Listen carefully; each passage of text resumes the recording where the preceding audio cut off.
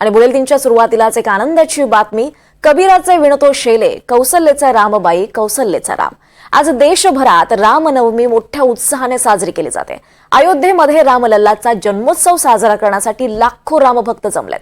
ठिकठिकाणी मिरवणुका आणि जल्लोषाचं वातावरण असा हा आजचा दिवस असणार आहे। वेळेनुसार दुपारच्या सुमारास श्रीरामाचा जन्मोत्सव साजरा होतो, मात्र भाविक हे सकाळपासूनच रामाचं दर्शन घेण्यासाठी मंदिरात दाखल होत आहेत।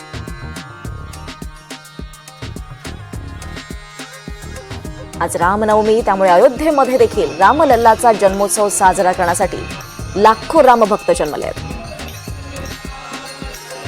दरवर्षी चैत्र महिन्याच्या शुक्ल पक्षाच्या नवमी तिथीला रामनवमीचा उत्सव साजरा केला जातो।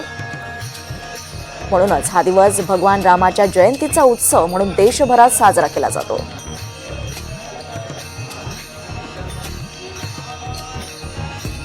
या संदर्भात आढावा देण्यासाठी आपल्यासोबत आपले प्रतिनिधी वडाळ्यातून थेट विशाल पाटील जोडले गेलेत। विशाल, आज देशभरात रामनवमीचा उत्सव साजरा होतो। या पार्श्वभूमीवर अनेक कार्यक्रमांचं, मिरवणुकीचं किंवा शोभायात्रेचं आयोजन केलं जातं।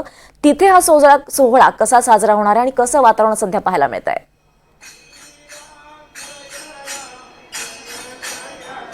दीपाली, संपूर्ण देशभरात रामनवमी साजरी केली जाते आणि तशाच पद्धतीचा उत्साह मुंबईत सुद्धा आहे। मुंबईतील प्रसिद्ध असं वडाळ्यातील राम मंदिर या ठिकाणी सुद्धा सकाळपासूनच रामभक्तांनी मंदिरात गर्दी जी आहे ही केलेली आपल्याला पाहायला मिळते। आता या मंदिरात प्रार्थनेला जी आहे ही सुरुवात होणार आहे। गेल्या 70 वर्षापासून अशाच पद्धतीनं वडाळा या राम मंदिरात हा सण जो आहे हा साजरा केला जातो।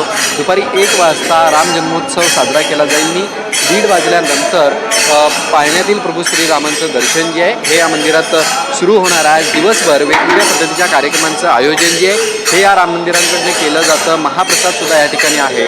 त्याचसोबत संध्याकाळच्या सत्रामध्ये महापूजा झाल्यानंतर महारथ यात्रा जी असते ती असते, शोभायात्रा असतात आणि प्रभू श्रीरामांची प्रदक्षिणा जी आहे ही या वडाळ्यातील त्या सगळ्या परिसरात होत असते। आता जर आपण पाहायला गेलं तर अशाच पद्धतीचा उत्साह आपल्याला मुंबईत पाहायला मिळतोय। मुंबईसह देशभरात रामनवमी जी आहे ही साजरी केली जाते। सकाळपासूनच राम मंदिरांमध्ये भक्तांनी जी आहे ही गर्दी केलेली आपल्याला पाहायला मिळते। भक्तिमय वातावरण या सगळ्या परिसरात झालेलं आहे। वडाळा येथील राम मंदिराकडून दरवर्षी वेगवेगळ्या पद्धतीच्या कार्यक्रमांचं आयोजन केलं जातं। त्यासोबत संपूर्ण दिवस महाप्रसादी भोजन हे सुद्धा आयोजित केलं जातं। आणि आता जर आपण पाहायला गेलं तर आता प्रार्थनेला जी आहे ही सुरुवात होईल आणि दिवसभर अशाच पद्धतीच्या कार्यक्रमांचं आयोजन जे आहे हे राम मंदिरांकडून करण्यात आलेलं आहे। अयोध्येत ज्या पद्धतीनं राम मंदिराची ओळख आहे त्याच पद्धतीनं मुंबईतील अयोध्या मंदिर म्हणून या वडाळ्यातील राम मंदिराकडे पाहिलं जातं आणि याच ठिकाणी मोठ्या संख्येनं राम भक्त जे आहेत हे येत असताना मोठा उत्साह जो आहे हा राम जन्मोत्सवाचा आपल्याला पाहायला मिळतोय। विशाल, अतिशय भक्तिमय असं वातावरण आपल्याला पाहायला मिळतंय। आज दिवसभर नेमकं कुठल्या मंदिर समितीकडून कुठल्या कार्यक्रमांची रेलचेल असणार आहे भक्तांसाठी?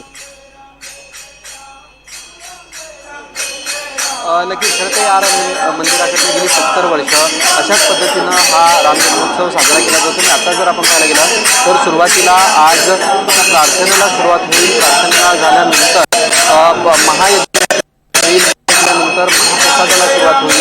महाप्रसादानंतर 1 वाजता राम जन्मोत्सव जो आहे हा साजरा केला जाईल। सुमारास 1:30 वाजता पाळण्यातील प्रभू श्रीरामांचं दर्शन जे आहे हे भक्तांसाठी सुरू होईल। संध्याकाळच्या सत्रामध्ये